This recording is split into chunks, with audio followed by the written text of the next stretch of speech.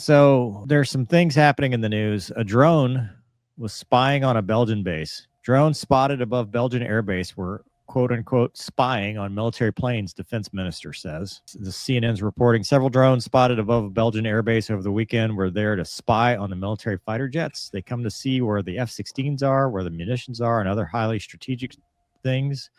Theo Franken told CNN affiliate RTBE, clearly spying, noting long time one of them had spent over the air base.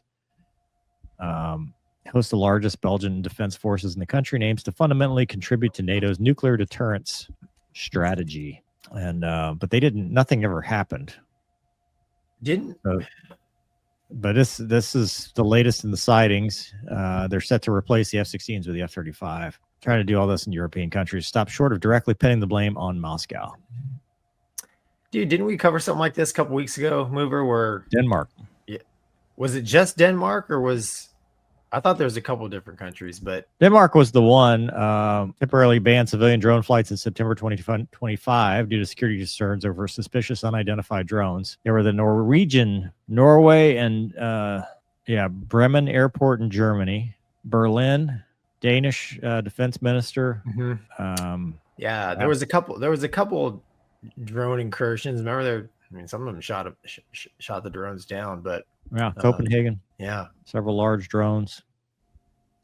I mean, there were drones that were shot down that wandered from Russia, but that's different. Those were trying to allegedly attack. This is like surveillance drones. These are things that are trying to get intel. But I think at the same time, it's also, are these actual nation state actors that are behind these drones, or are they just your kind of garden variety plane spotters that are out there? And that's one thing I feel like, can't speak to what happens in Europe, but there's a lot of folks that are out there just flying around these drones, wanting to take pictures of things and maybe not using the best judgment. And, then next, it gets in the media, and then it gets spun up as a significant event. And then you're left trying to figure out, okay, was this really a hostile act, or who is behind it? And we just don't seem to get a lot of answers in that regard. Well, yesterday, flights were suspended for 2 hours at Berlin on Friday evening. Sightings of unidentified drones, the latest in a series of drone alerts around airports and military. So this has been an ongoing problem in Europe. Now, you're right. No one knows what it is. Is it the Russians gathering intel on NATO facilities? Do they need drones to do that? I mean, that to me, the idea that the Russians are behind it is so overt, and it just doesn't. I agree with you, Mark, that a robust surveillance network like the Russians have would not need painfully obvious, overt drones that people would cause a scare. They would use their satellites and their human intelligence and their signals intelligence and all the stuff that, big countries can do. I would not think that they would be using drones, but that's just me.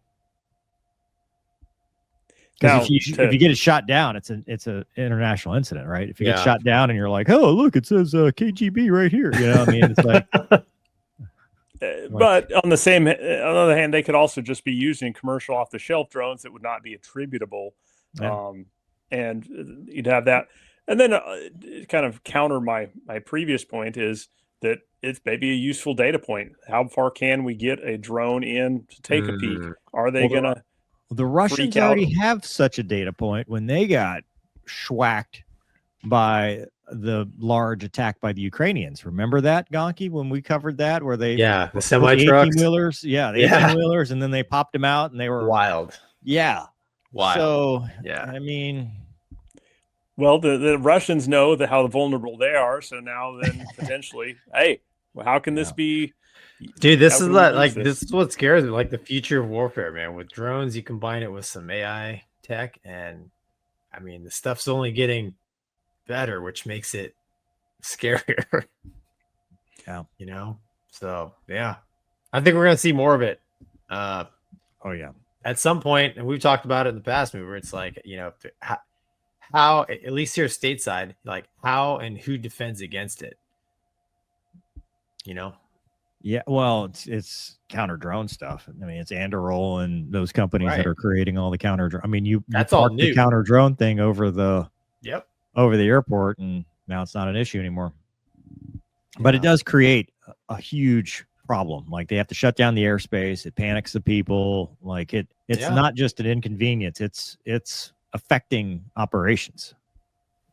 Yeah, I know. That's what I'm saying. So, but in regard to the counter drone, there's the new drones I saw yesterday, the day before. The Russians are using these drones that have up to, I think, a 31-mile fiber optic cable. So it's unjammable data link that they can fly these things, reeling out the fiber optic cable.